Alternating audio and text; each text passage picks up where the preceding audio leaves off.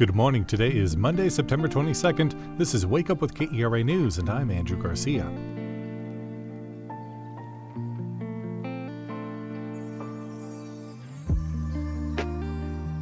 Following last night's storms, we can expect some rain and storms this morning as well. Heading into the afternoon, highs will be in the mid-90s, though heat index values could be as high as 104. We're looking to see more storms and cooler weather expected tomorrow evening as a cold front enters the region. Some think they don't need the flu vaccine, but a North Texas doctor says the numbers don't lie. What you need to know about this year's flu vaccine, that's after the news. Storms last night across North Texas left some in Denton County without power, where a severe storm damaged warehouses in Sanger and overturned 18-wheelers on I-35. The storm also damaged an RV park, leaving one person seriously hurt. A 45 to 50-foot hole was reported in the roof of a Walmart distribution center on Stemmons Freeway. Walls also collapsed at a nearby warehouse.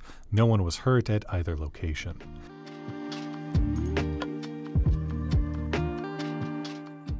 Before yesterday's memorial in Arizona, thousands gathered in downtown Fort Worth Saturday to honor the late conservative activist Charlie Kirk. KERA's Priscilla Rice reports. Chants of "We Are Charlie Kirk" and songs such as "God Bless the USA" were heard throughout the 3-hour rally in downtown Fort Worth. Thousands of people of all ages wore red hats and carried signs and American flags. Republican elected officials addressed the crowd, including State Representative Nate Chasline. The pastor had a call to action for other faith leaders. I don't know if you believe this or not, but this battle, friends, it is not political, it is spiritual in every sense of the word. A few counter-protests took place, but no major incidents were reported. For KERA News, I'm Priscilla Rice in Fort Worth.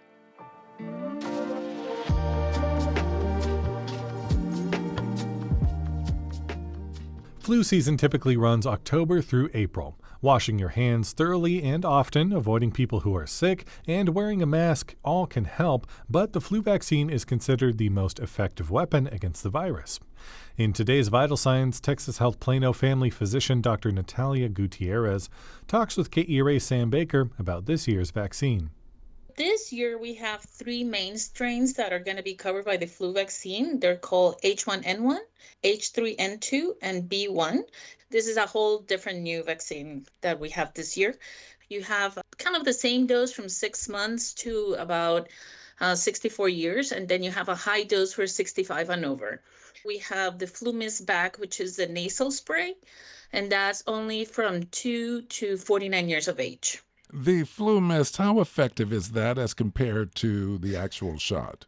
The flu mist seems to be doing well this year, but it does have restrictions. Like you can't get it if you have asthma, you can't get it if you're immunosuppressed because it's a spray. It also has a different formulation in it and how it's made. So the flu mist is a little different, but flu shots, anybody can get it for 6 months and up.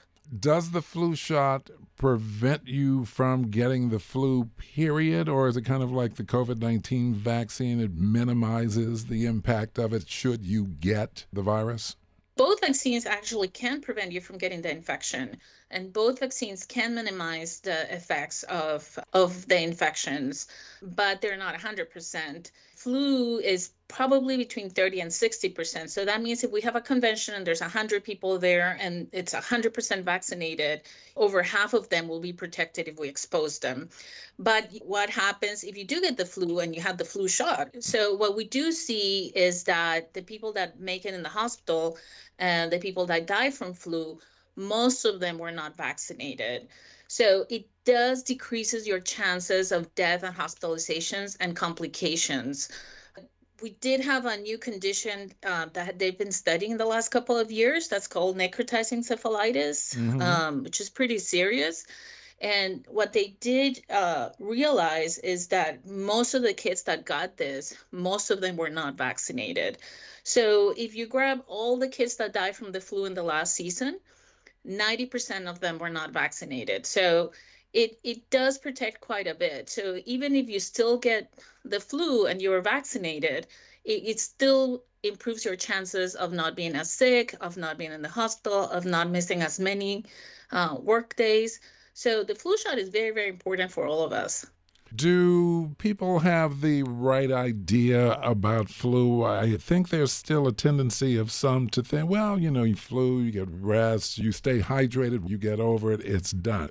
This year, we had the highest hospital admissions in the last 15 years. We had 610,000 people hospitalized. 27,000 people died from the flu.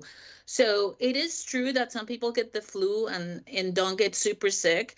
But January, February, the beginning of March, we were running like crazy here, taking care of everybody. It was really overwhelming how many flu cases we had this year.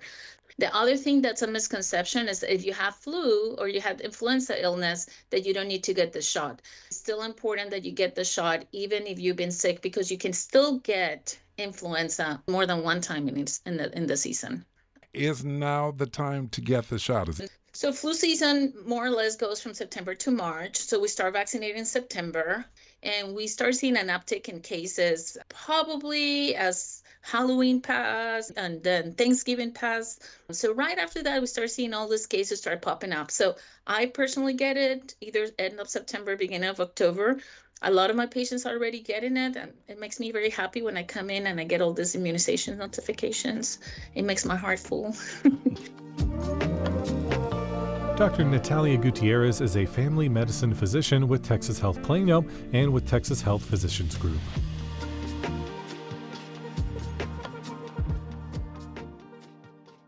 The Cowboys had hoped to get a win this Saturday, or at least have a strong showing against the also somewhat struggling Chicago Bears, but they had no such luck after a 31-14 blowout. And the Rangers also had a tough weekend as a promising shot at the playoffs looks to be fading away after the Rangers got swept by the Miami Marlins. They now sit 5 games back out of the last wildcard spot. Near the end of his career, Brahms told his publisher that he was ready to quit composing. Then he met clarinetist Richard Muehlfeld, whose musicianship inspired him to create a quartet of new chamber works.